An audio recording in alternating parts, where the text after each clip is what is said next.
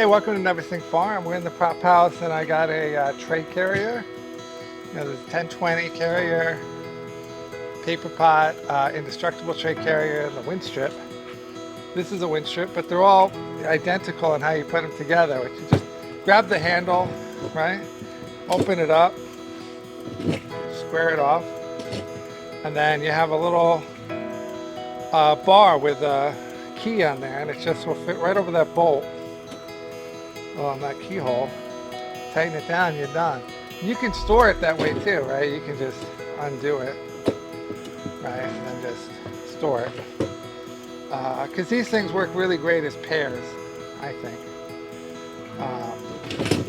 You got one in each hand, carrying 3 trays, right?